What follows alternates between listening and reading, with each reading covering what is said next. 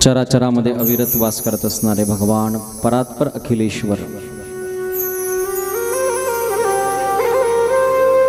भगवान महादेव आणि त्या महादेवाची वाङ्मयीन विग्रह मूर्ती असणारी शिव महापुराण कथा, त्या कथेमधील आजचा हा चतुर्थ दिवस भगवंताच्या निस्सीम कृपेने साक्रेश्वराच्या प्रांगणामध्ये साक्रेश्वराच्या कुशीत बसून त्याच साक्रेश्वराच्या मुखातून निघालेलं शिवनोक्त पुराणे भगवान महादेवाच्या मुखातून निघालेलं हे पुराण आपल्याला श्रवण करायला मिळतंय। पुराणानां विशेषतः सगळ्या पुराणांमध्ये विशेष पुराण म्हणजे शिव महापुराण।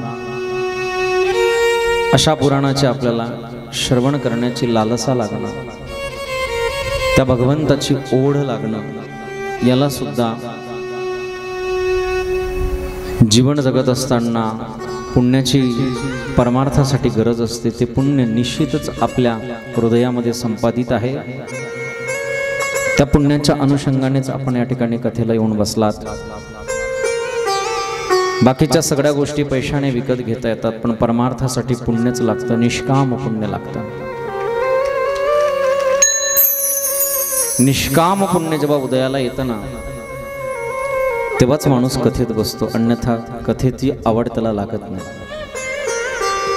नाहीतर तो मंडपापर्यंत येतो, मंदिरापर्यंत येतो, पण कथा त्याच्या नशिबात नसते। जसं रोग झाल्यानंतर, ताप वाढल्यानंतर चांगलं अन्न गोड लागत नाही, तसं पाप वाढलं की माणसाला कथा गोड लागत नाही।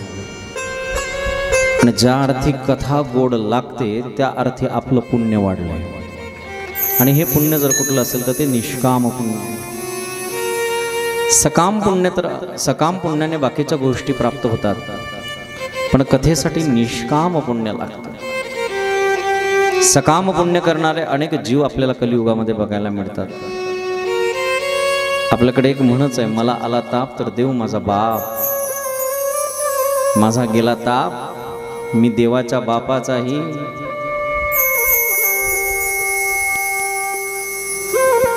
जीवनामध्ये सकाम पुण्य आल्याशिवाय, निष्काम पुण्य आल्याशिवाय भगवंताची प्राप्ती होत नाही, त्याची ओढ लागत नाही। म्हणून निष्काम पुण्य ज्या अर्थी आपलं उदयाला आलंय, म्हणूनच तर आपल्याला कथा प्राप्त झाली।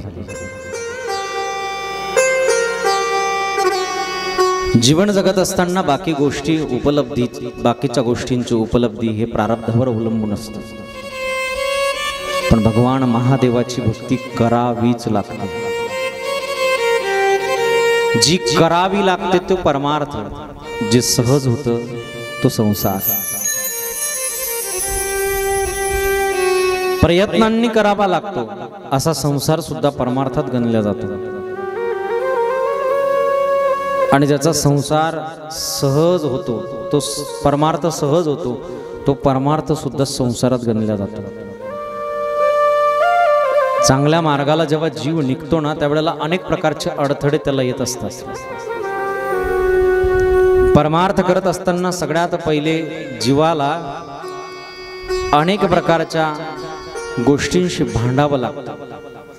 एखादा व्यक्ती जर परमार्थ अचानक करायला लागला तर लोक म्हणत असतात, काय बदल झाला अचानक, तुम्ही तर संतच झाले।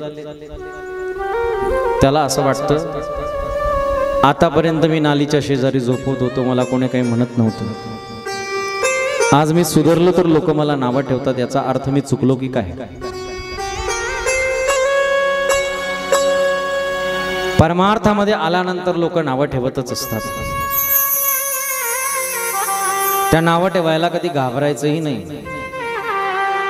चांगलं काम करायला गेल्यानंतर तुमच्या पाठीमागे फार लोक कमी असतात, पण ज्या दिवशी चांगलं काम सिद्धीला जातं त्या दिवशी तुमच्या पाठीमागे तुम्ही मागं वाकून जरी बघितलं ना तर नजर पुरणार नाही इतका समाज तुमच्या पाठीमागे असतो। ही चांगल्या कामाची पावती आहे। सुरुवातीला खूप कमी आणि नंतर मग भगवंताचे अनेक भक्त आपल्या पाठीमागे उभे राहतात, कारण प्रकृतीच त्या कार्याला सहाय्य करत असते, प्रकृतीच त्या कार्याला मदत करत असते। कोणाच्याही अनुषंगाने का असो ना, पण प्रकृती सहाय्य करते. अहो, ज्याच्याकडून शक्य होत नाही, पैशाने परमार्थ कधीच संपन्न होत नसतो. परमार्थासाठी अंतःकरणाची उदारता पाहिजे. एखादा गरीब माणूस सुद्धा म्हणत असतो, दादा आम्हाला ही एखादी सेवा घडू द्या, पंगत घडू द्या. ही जी वृत्ती आहे, ही वृत्ती भगवंत त्याच्या अंतःकरणामध्ये निर्माण करतो.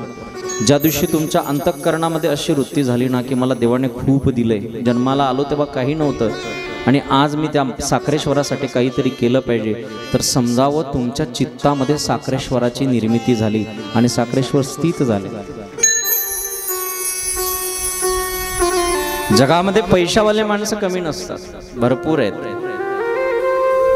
काही काहींचं पेटवलं तर महिनाभर विजणार नाही इतका पैसा आहे, पण त्याला परमार्थ घडतोच असं नाहीये. त्याच्या जीवनामध्ये दुसऱ्यावर उपकार होतातच असं नाहीये. ही वृत्ती भगवंतानेच आपल्या अंतःकरणामध्ये जागृत केलेली आहे. ती शिवतत्व ज्या दिवशी आपला शिवतत्वाकडे प्रवेश होतो ना, त्या दिवशी परमार्थाची ओढ लागायला लागते. आणि म्हणून काल